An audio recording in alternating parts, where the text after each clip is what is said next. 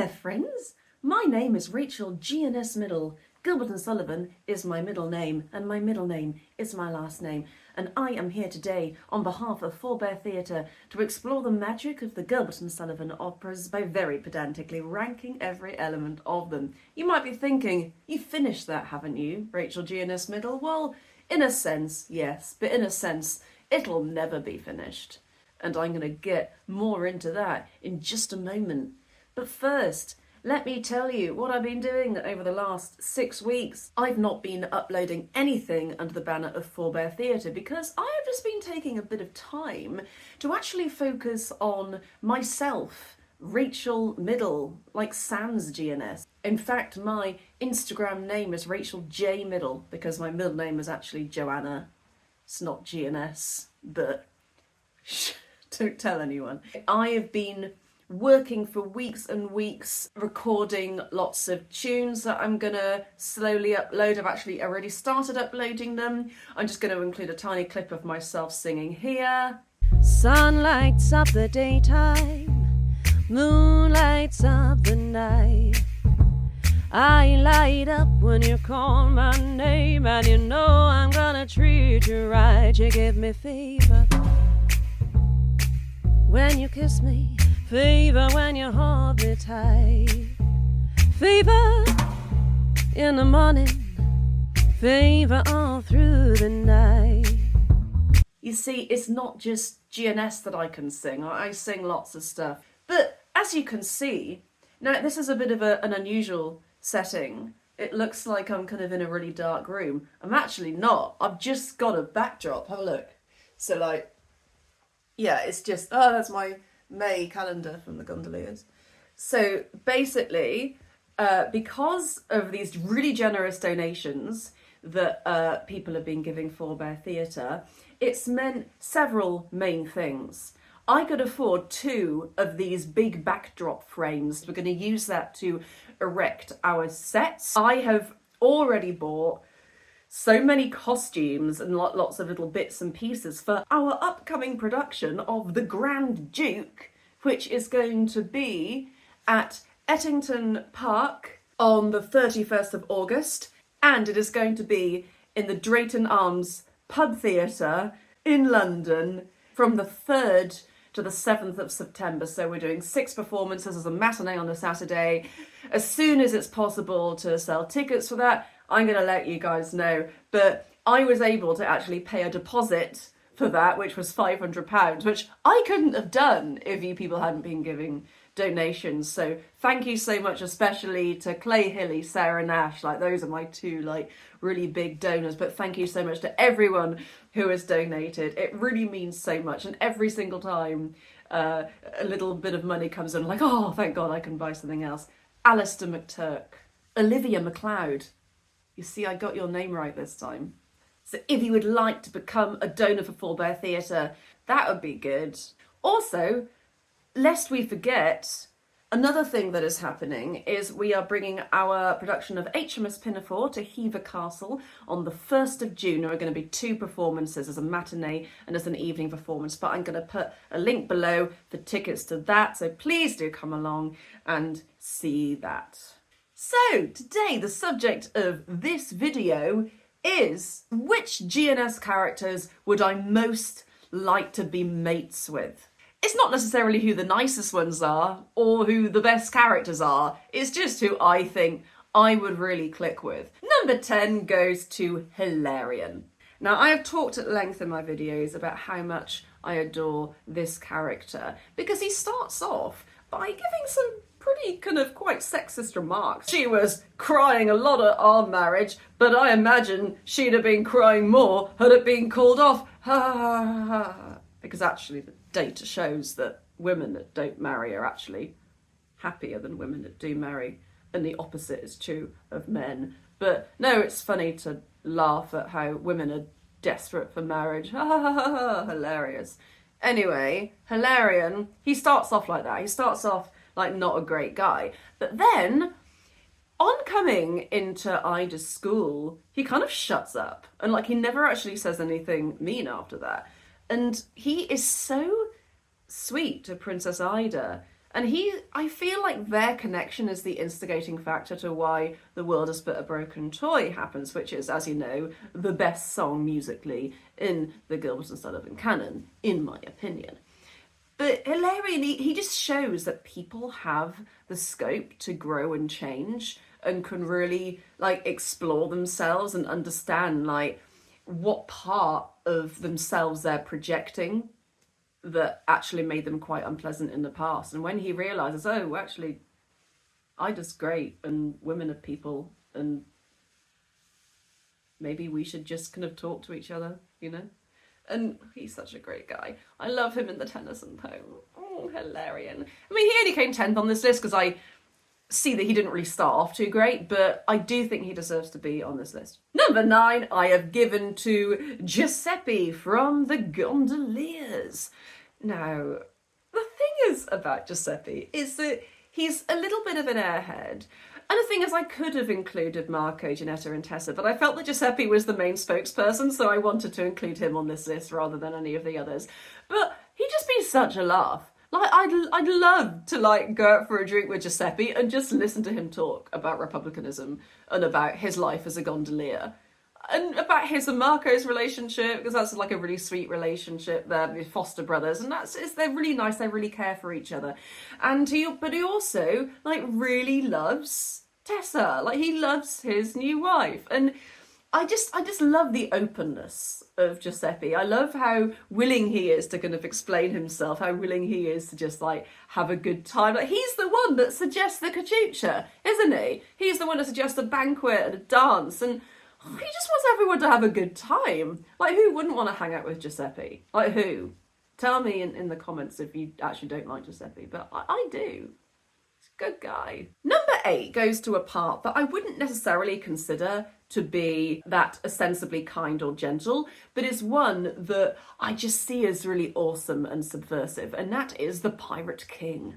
I think the Pirate King is so cool. I wish we knew his name. That would be nice. Maybe his first name is Pirate and his second name is King. Mr. King. Mr. Peking. Like Peking Duck.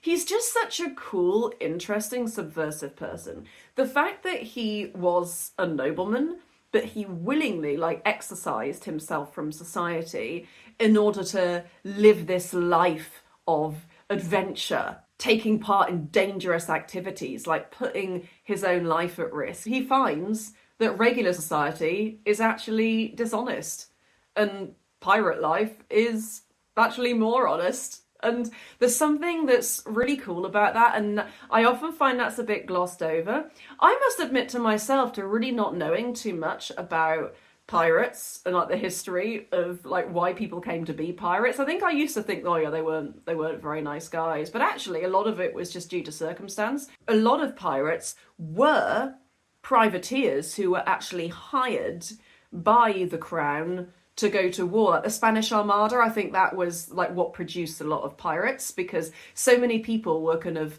enlisted to go to war, but then they were just kind of abandoned, so they didn't really have much of a choice other than just to become pirates. So a lot of these people were just nice guys. I don't know if any of you have seen Our Flag Means Death. I'm eagerly awaiting the second season to come out on the BBC, but yeah, those are really cool pirates, and the Pirates of Penzance also has some cool pirates in it, and the Pirate King, I just think he's a great leader. The fact that he doesn't attack a weaker party than himself, he doesn't attack an orphan, I think, I mean, as silly as that is, if we really take that to be like an earnest, genuine character, how sweet is that? Like, he's not trying to kind of hurt anyone. He just wants to take a shot at society and convention, and so do I. I love that about him. Oh.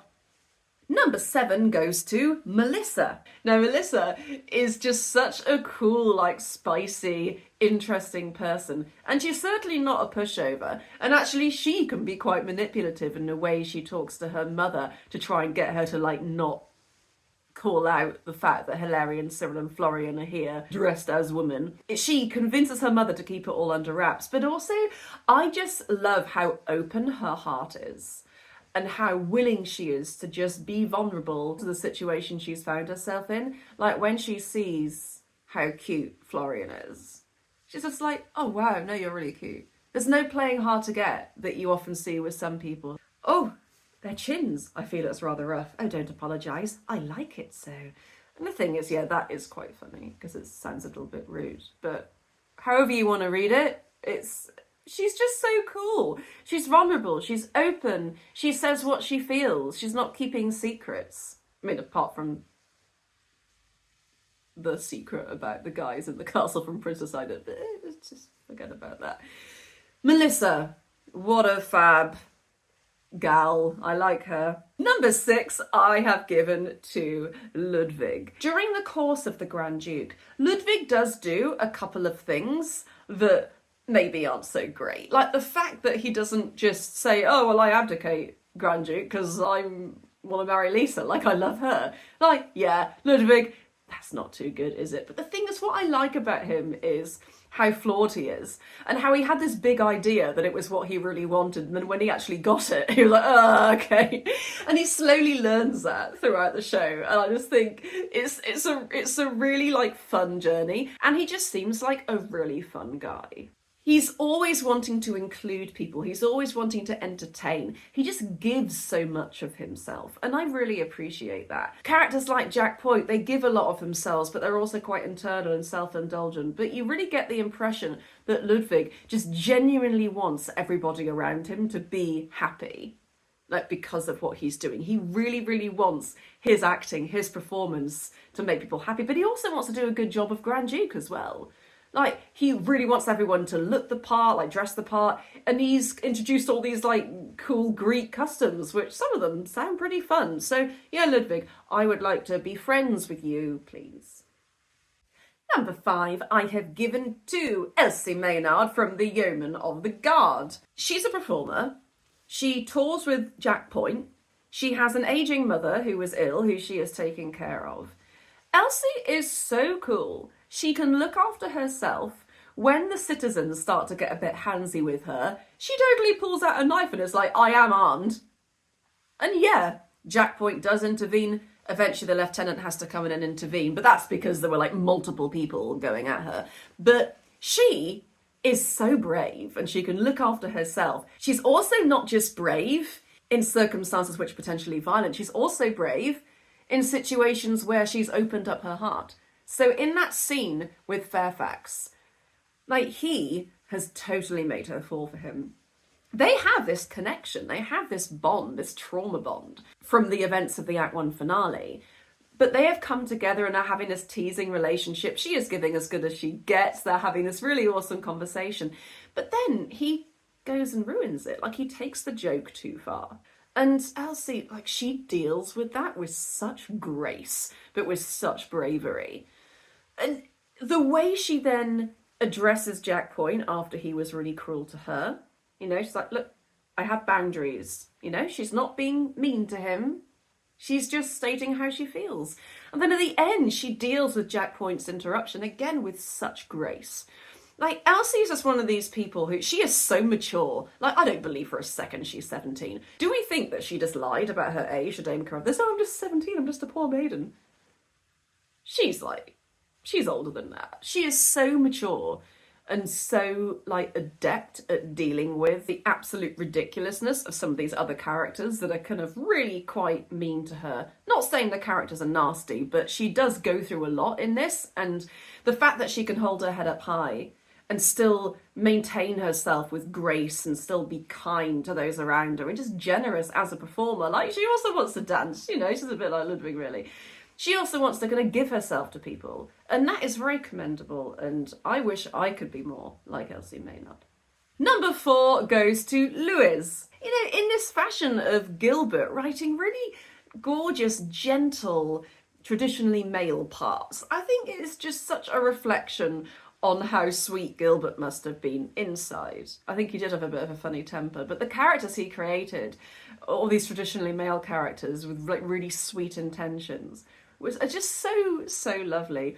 Look at the gentle way he speaks to Casilda. Of course, he's a little bit teasing with her. And the thing is, that makes me think, oh, I get on with you, Lewis. I mean, I like Casilda too, but there's something about the way that she accepts the situation and doesn't really like fight for him, which I feel like I would do if that was me and somebody I love with. But Lewis, it's just, he he takes everything with such grace. And I suppose it depends whether or not you think that he knows that Cassilda's actually his wife, and so he knows all he has to do is wait. But I would venture to think that he probably doesn't know. And I think it's just such a sweet thing that he respects that she doesn't want to get too close to him. He says, yeah, no, you're right. But then he still finds a way to comfort them. They sing that gorgeous duet together. They recollect some embraces together. He makes the best out of a bad situation, and I love that about him. Number 3 goes to Sergeant Merrill. He's so sweet. Sergeant Merrill is such a dad. He is great. Look, the way he talks to Phoebe so kindly. You were a feather brain, but thou art a good lass. I mean, that's not really true. She's actually pretty clever. But the way he says, oh yes, and I let you keep pretty well to yourself. And she's like, yeah, you do.